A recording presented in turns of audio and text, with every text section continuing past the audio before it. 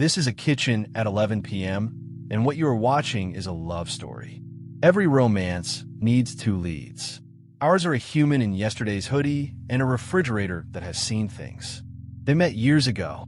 They have never been formally introduced, and yet, every night around this hour, they find each other again. Watch the approach.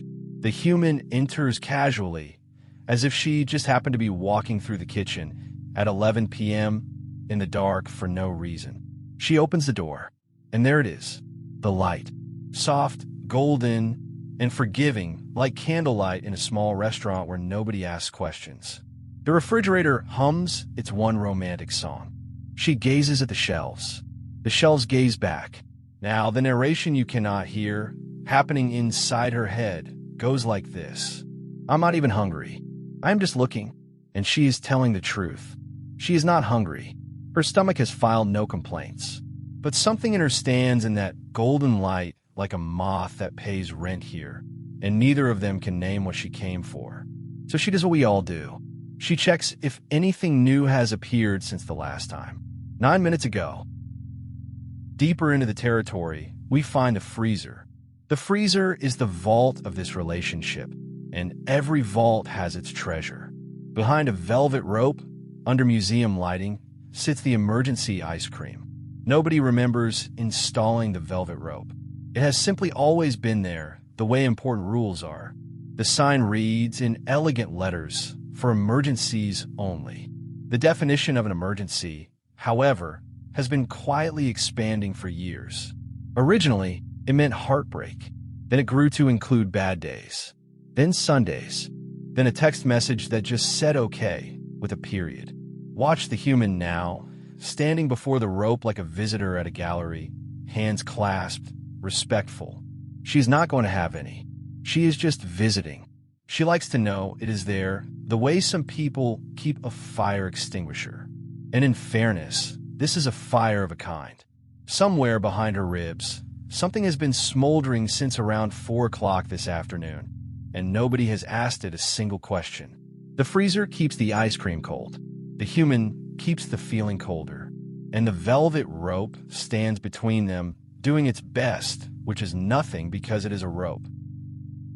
And now, the ritual scientists call the standing snack. Observe.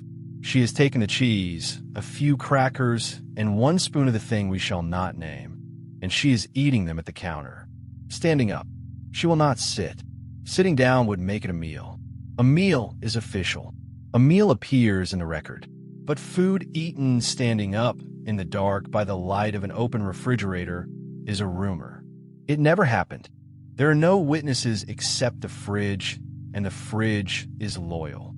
This is the same physics by which food eaten off someone else's plate has no consequences, and anything consumed while cleaning the kitchen counts as cleaning. Notice her posture. 1 hip against the counter, eyes fixed on the middle distance, chewing with the expression of someone doing quiet paperwork. There is no pleasure here. She is not enjoying this. She is barely tasting it. Ask her in the morning what she ate last night, and she will genuinely have to reconstruct it like a detective. Because whatever this is, it is not really eating. It is something else wearing eating as a costume. Which brings us to the twist in our love story. Here it is. It was never about the food. Our human is not in love with the refrigerator. She's in love with the pause it gives her. The mouth is trying to swallow a feeling, and the feeling does not fit down there, but the mouth keeps trying because it is the only door the feeling was ever offered. And here is the strange menu nobody prints. Boredom tastes like crackers. Loneliness tastes like ice cream. Stress does not bother tasting anything. Stress just eats the whole cupboard in alphabetical order. Your cravings are not random. They are subtitles. Now, the feel guide, because there are 2 kinds of hunger and they wear the same coat. Body hunger builds slowly, over hours. It is patient. Almost any food will answer it, even the boring lentils. And when the body is full, it politely stops. Heart hunger is different. It arrives suddenly, out of nowhere, at full volume. It wants one very specific thing, usually creamy, crunchy, or sweet. And it keeps eating straight past full, because no amount of food can reach the place that is actually empty. The stomach was never the address. The delivery keeps arriving at the wrong door, and the door keeps signing for it. So here's the practice, and it costs nothing. It is one question, asked with a hand on your chest at the door of the fridge. What am I actually hungry for? That is it. That is the whole technology. You do not have to answer correctly. You just have to ask, because the question opens a small gap between the feeling and the fork, and in that gap you get to choose. Sometimes the answer is genuinely food, in which case, wonderful. Eat, enjoy it, sit down for it, use a plate like a person in a movie. But sometimes the answer is rest, or a hug, or a good cry that has been waiting in the queue since Tuesday. Feelings need to be felt, not fed. When you feed a feeling, it goes quiet for exactly as long as the chewing lasts. And then it comes back, hungrier, because it still has not been heard. Picture the feeling as a small cat sitting by the fridge. It does not want cheese. It is a cat with strange priorities. It wants attention. It wants you to look at it and say, I see you. You keep giving it snacks. It keeps meowing. Nobody is winning. Then one evening, our human tries something radical. The craving arrives at 11 p.m. as scheduled.